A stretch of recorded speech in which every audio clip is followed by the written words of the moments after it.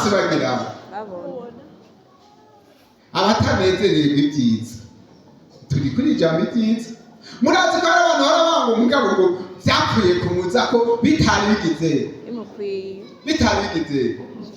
mu kindi kirundi ntawe ibyiza bitobera nuko bitaba biramushikako. Ube muremure ube mugufi biragirane birakubera kuko byaca ibyiza.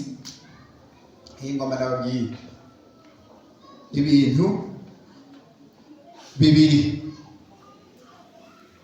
bigira ahantu heza canke umuntu mwiza n'amahera.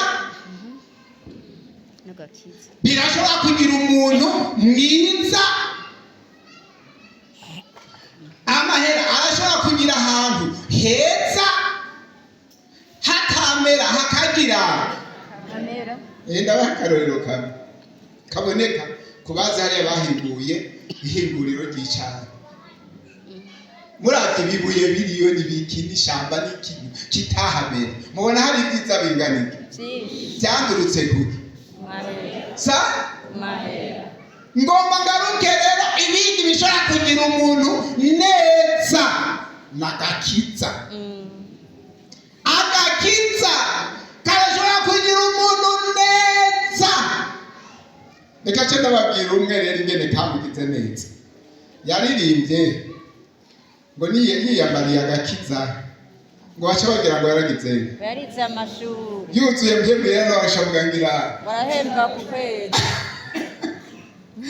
Baca bagira ngo barahembwa ku kwezi.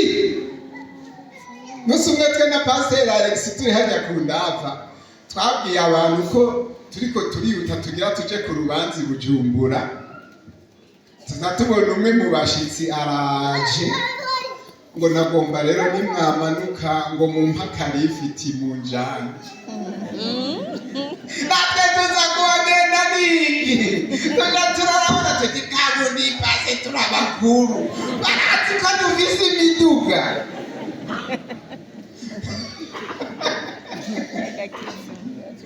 Abandi radiyo bawufise ikibiranga nifungurutse. Namba natwe bibaza ati dufise umushoferi. Amen.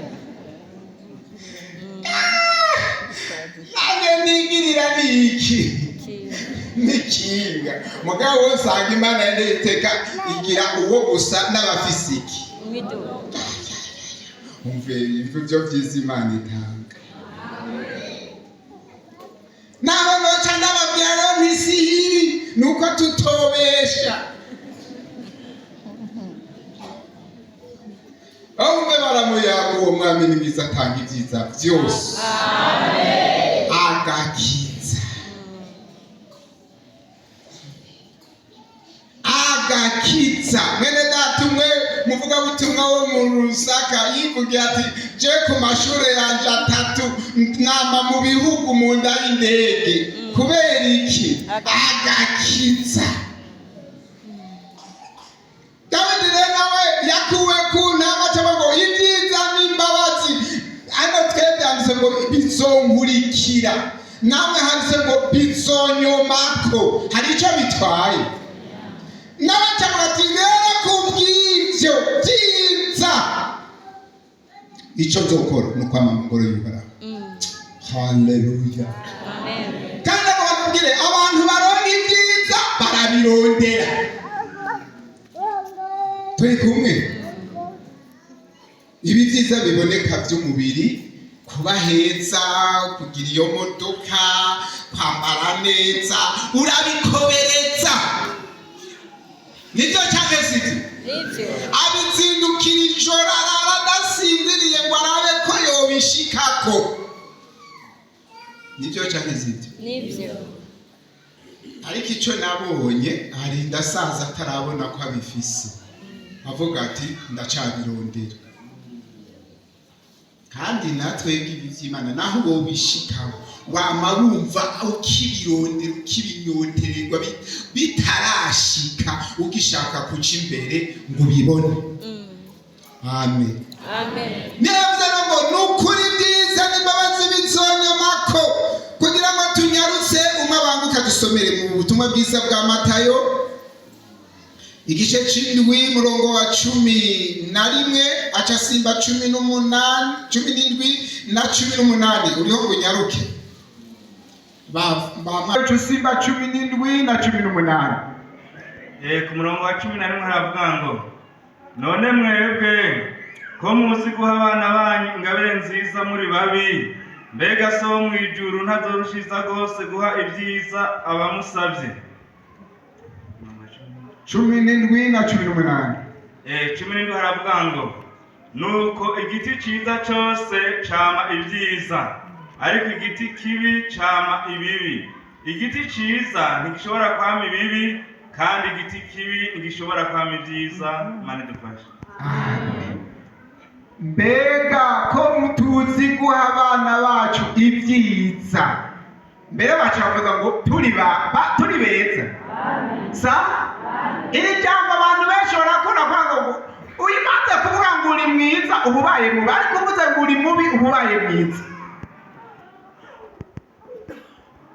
None ujya muri ibyo hari ngo ndi mubi bishimitse wewe uragororotse.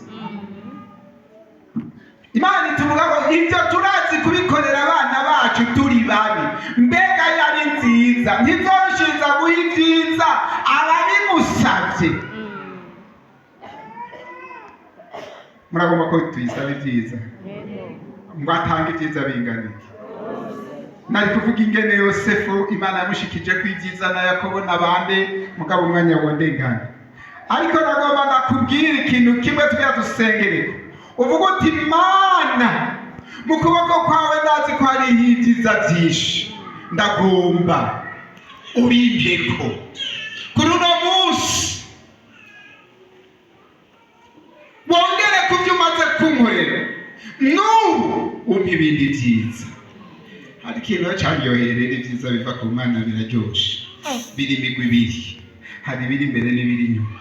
Harabotsa ngaho yo bamwanya mbona bakingo amwanya ndabereka ingene byiza bizotwoma ko nitwayikorera ingoba mbere wewe cimbere ntiyanza abandi niko mwese ntangurane murakwigwa sawa nawe cinyuma yanje ingoye tonda nawe yo yanja muri ibyo byize ingene abantu barase kuja mu byize iyo nihamagarije ngero burya mwaza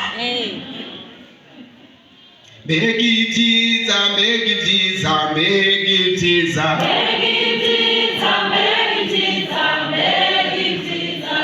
urabona neza ikintu ngira ndakwereke ibyiza umaze gukora. Imana irashobora kubiguharura ko kandi ikaguharura ko n'ibindi uri mu kugira uri kuranyumva neza. Ibyiza rero biraronderwa, hari ibije imbere. Ariko nivuga kuri jewe muranyumva neza, abo ni ibyiza byanje maze gukora.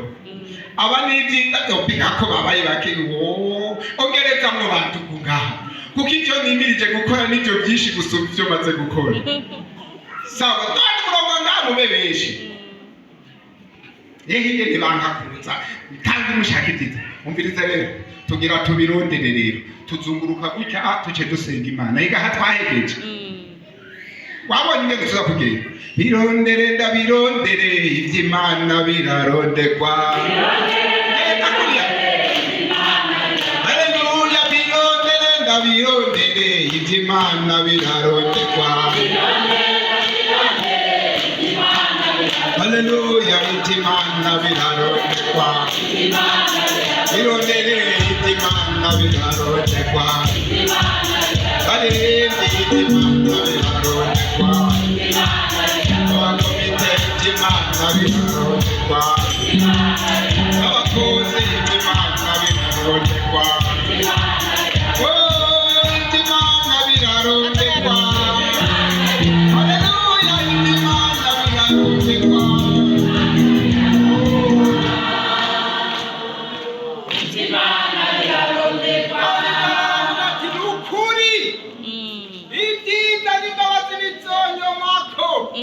Hari biri imbere maze kuyikorera Imana urazobinyibukira ko ibyiza nka Nehemiya.